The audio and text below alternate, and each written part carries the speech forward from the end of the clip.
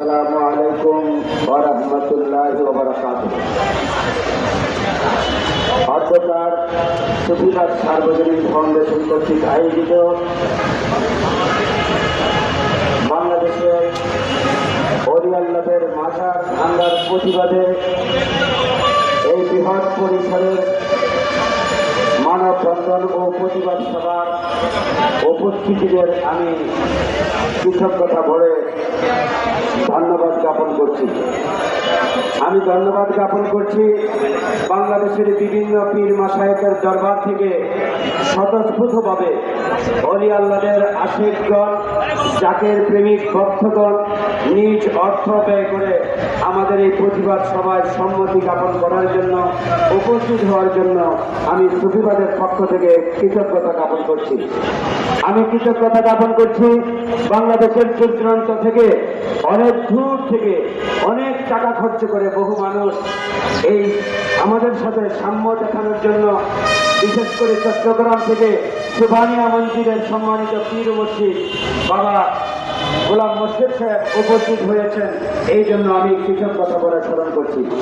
আমি সর্বপ্রথমে তাদের কথা স্মরণ করছি, কৃতজ্ঞতা জানাচ্ছি যারা আহলে বায়াতের প্রেমিক, ওলি আল্লাহদের প্রেমিক। একদল উগ্রবাদী যখন মাজারের উপর হামলা করলেন, তারা তাদের জীবন দিয়ে শহীদ হয়ে তাদের প্রতিরোধ করতে গিয়ে জীবন পর্যন্ত দান করেছেন। আমি তাদের নফসের মুক্তি কামনা করছি।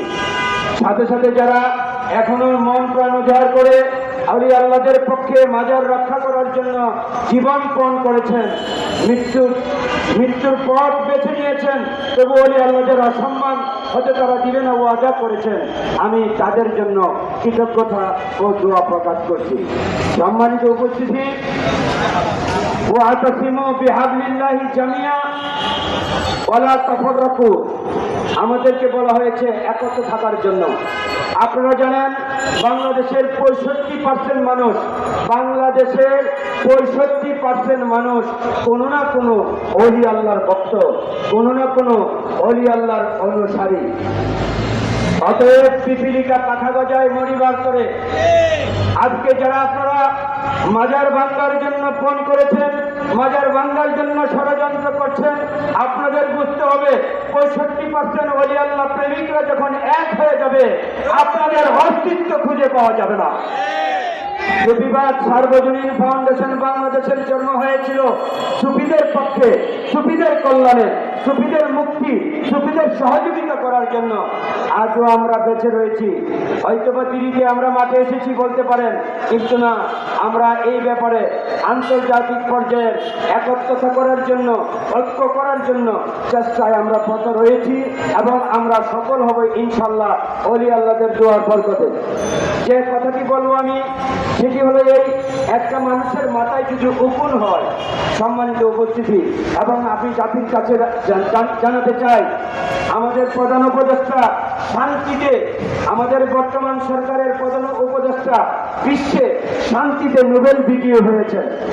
এর মানে উনি একজন শান্তিপ্রিয় মানুষ। শান্তি শুধু প্রিয় নয়, তিনি শান্তি প্রতিষ্ঠাতা। অতএব যারা অশান্তি সৃষ্টি করতেছেন, নিঃসন্দেহে তিনি আমাদের প্রধান উপদেষ্টার বিরোধী। যার মাননীয় প্রধান উপদেষ্টার দৃষ্টি আকর্ষণ করে বিনীতভাবে বলবো, মাননীয় উপদেষ্টা, আপনি শান্তিতে বিশ্বের নোবেল পুরস্কার পেয়েছেন, আপনার কাছ থেকে আমরা শান্তি কামনা করতেই পারি।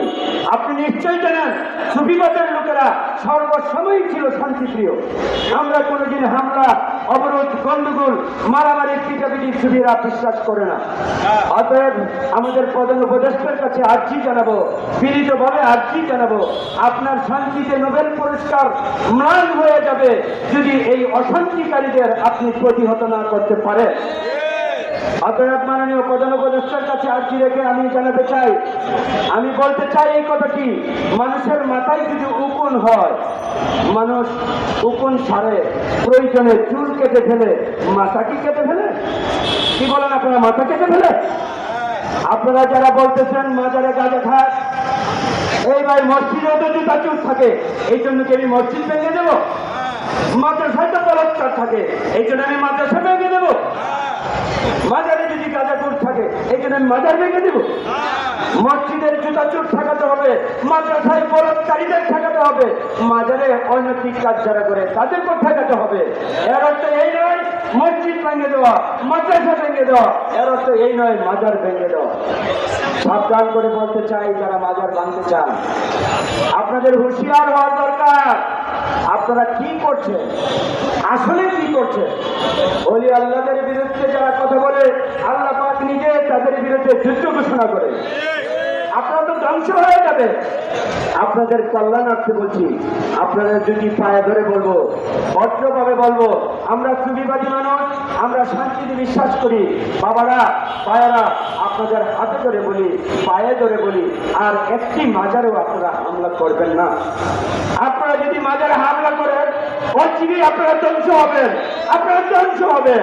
আপনারা আমার এই দেশের জাতি ভাই, বাঙালি জাতি ভাই, আপনারা আমাদের মুসলিম ভাই। এই জন্য আপনাদের প্রথমবার অনুরোধ করে বলছি, আপনারা কেউ আর এই দুষ্কৃতিকারী, এই দুষ্কাজে আর এগিয়ে যাবেন না। আপনাদের মঙ্গল কামনা করি। সাথে সাথে সুফিবাদ সার্বজনীন ফাউন্ডেশন বাংলাদেশে যখনই সুফির আঘাতপ্রাপ্ত হয়েছে, তখনই আমরা একটি প্ল্যাটফর্মে এসে জাতীয় পর্যায়ে প্রতিবাদ করেছি। তার নজিরা হলো কুষ্টিয়ার লাউবাড়িয়ায় আমাদের সুফিদের উপর হামলা করেছিল। এই রাজপথে দাঁড়িয়ে আমরা প্রতিবাদ করার কারণে তাদেরকে জরিমানা দিতে হয়েছে, তাদের কাছে মাপ চাইতে হয়েছিল। আগামী দিনগুলোতে সুফিবাদ সার্বজনীন ফাউন্ডেশন সুফিদের সুখে দুঃখে সর্বক্ষণ আপনাদের সাথে থাকতে চায়। এই জন্য সুফিবাদের পক্ষে আপনাদের সম্মতি চাই, আপনাদের সহযোগিতা চাই। যখনই সুফিবাদ সার্বজনীন ফাউন্ডেশন আপনাদের ডাকবে, আপনারা অংশগ্রহণ করে আমাদের ধন্য করবেন বলে আশাবাদ ব্যক্ত করে এই পর্যায়ে আমি আজকের মাহফিলের সমাপ্তি ঘোষণা করার পূর্বে আরেকটি কথা, এভাবে কথা নয়, একটি অনুরোধ করব। আমরা একটি সুফি কালাম এবং সংক্ষিপ্ত মিলাদের মাধ্যমে আজকের মাহফিল শেষ করতে চাই। এই পর্যায়ে মাহফিল মিলাদ শরীফ পরিচালনা করার জন্য, মিলাদ শরীফের আগে একটি সুফি কালাম পরিচালনা করার জন্য আমাদের সুফিবাদ সার্বজনীন ফাউন্ডেশনের কেন্দ্রীয় সিনিয়র সহসভাপতি জনাব ইব্রাহিম খলিল লালপুরি বাবাজানকে একটি সুফি কালাম পরিবেশন করার জন্য অনুরোধ করছি।